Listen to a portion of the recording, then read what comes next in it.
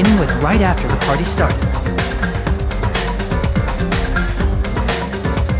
Byakuya had us gather in the dining hall of the old building near the hotel. He was extra cautious about a murder occurring that night because of a threatening letter he received. Therefore, he decided to throw a party so he could monitor us.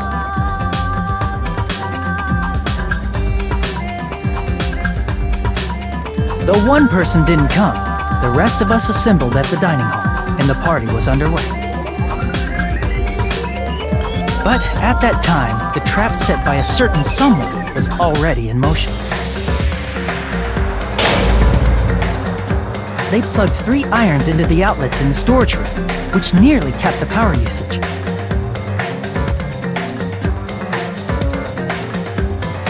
Additionally, they prepared something else that would activate at 11:30 p.m.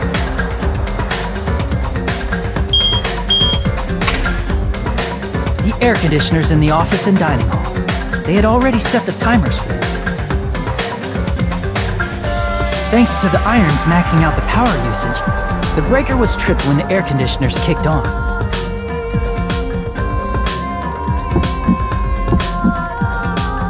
Since the windows in the old building were covered, the blackout plunged the dining hall into total darkness.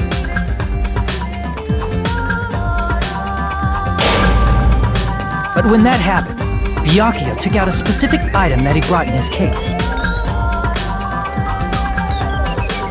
That item was the night vision goggles. Byakuya was so concerned about a murder occurring that he brought a variety of security equipment with him. When he put on his night vision goggles, Byakuya witnessed a certain someone making a suspicious move.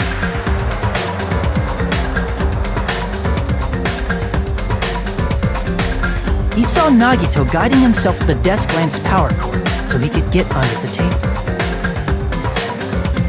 That's right, everything up to that point was all part of Nagito's plan.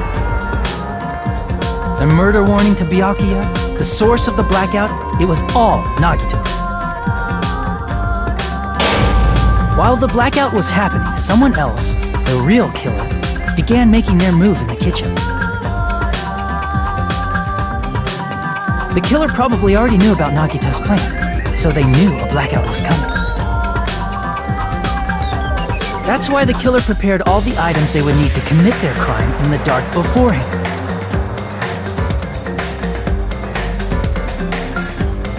They needed a light source, which was provided by the portable stove in the kitchen. They needed a weapon, too. This had also been hidden in the kitchen beforehand.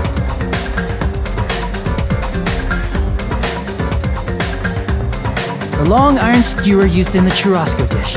The killer hid that inside that meat with the bone in it. With the weapon and portable stove in hand, the killer stepped out into the hallway. First, they closed the fire door in the hallway so their light source wouldn't peek toward the dining hall.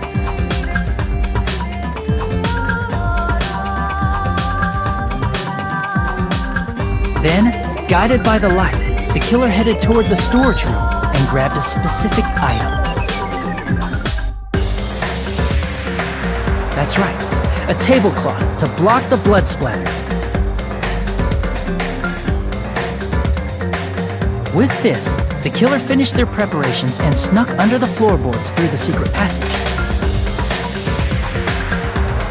They probably turned off the portable cooking stove at that point, or left it near the entrance of the door. The floor in the dining hall is full of gaps, so there's no way they could have safely held a light source.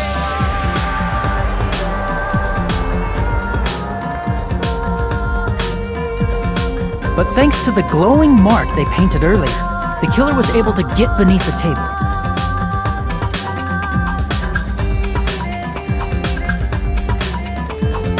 Under the table, Byakuya found the knife that had been hidden there. If only he had retreated, he probably wouldn't have gotten killed, but he had to retrieve that knife, and at that moment, The killer lurking beneath the floorboard stabbed straight up with the iron skewer. The killer had been waiting in the dark for the moment when the glowing paint began to move.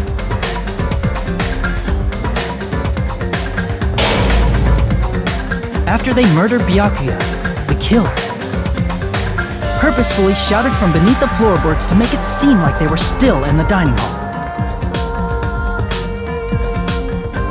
Afterward, they came out from underneath the floorboards and rushed back to the kitchen.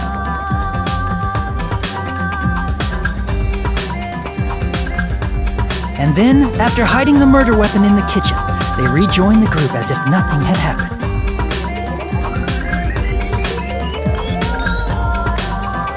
There's only one person who would have been able to commit this crime. Especially if that person is someone who'd think of an unexpected way to hide a weapon inside food.